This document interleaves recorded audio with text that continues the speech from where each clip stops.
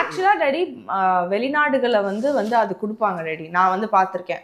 உனக்கே உங்க மாமா தான் வாங்கிட்டு வந்து கொடுத்தான். இல்ல மாமான்னு சொல்ல, கவர்மெண்டே வந்து கொடுக்கும். ஓகே. அந்த லைக் அந்த பேர் என்ன, அந்த ட்ராம், அதுக்கப்புறம் வந்து குழந்தைங்களுக்கான ஒரு 3 monthsக்கான வந்து இந்த பேபி லோஷனு, அந்த சானிட்டரி கிட் எல்லாமே, டயப்பர்ஸ், அதுக்கப்புறம் ஒரு மேன்யூல், இதெல்லாம் வந்து கம்பல்சரி வந்து இந்த கவர்மெண்ட் வந்து எல்லா யூரோப்பியன் கண்ட்ரீஸ்லயும் வந்து கொடுக்குறாங்க.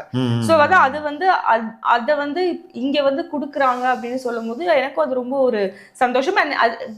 எஸ்பெஷலி அவர் யூஸ் பண்ண வார்த்தை வந்து தரம். தரம்குரிய வந்து சோப்பு, தரம்குரிய ஷாம்பு எல்லாமே வந்து நாங்க குட் குவாலிட்டியில கொடுப்போம் அப்படின்னு சொல்லியிருக்கிறாங்க. நார்மலாவே இப்போ சிட்டிஸ்ல ஒரு குழந்தை பிறந்துச்சுன்னா அதை பார்க்க போகும்போது நம்ம என்ன பண்றோம், ஒரு இது ஹேம்பர் வாங்கிப்போம்ல, அதுல இதுதான் இருக்கும். ஆமா, ஜான்சன் அண்ட் ஜான்சன் தான் பெருசா வாங்கிப்போம். அதுல சோப்பு, அதுல ஆயில், பவுடரு, அதுக்கப்புறம் இந்த சின்ன சாஃப்ட் டவல் இதெல்லாம் இருக்கும்ல. இதெல்லாம் கொடுக்கும்போது மக்கள் உண்மையிலேயே சந்தோஷப்படுவாங்க. அந்த குழந்தையும் வந்து சந்தோஷப்படும். அது பிற்காலத்துல அது சௌமினேரா கூட அதை வச்சுக்கும்.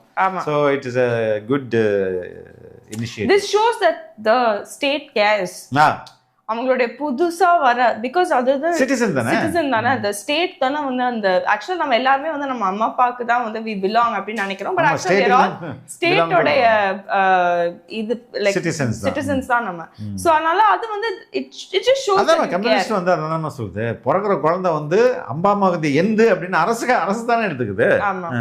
சோ அது ஒரு நல்ல திட்டம். அந்த கட்சியில இருக்கிறவங்க விஜய் மட்டுமல்ல எல்லோருமே வந்து தற்கொலைகள் தாங்கிறதுக்கு நீங்க அந்த கிட்டு கொடுக்குற திட்டம்ங்கிறது யூகேல நாங்க கண்டுபிடிச்சிட்டு வந்தோம், மேலை நாடுகள்ல.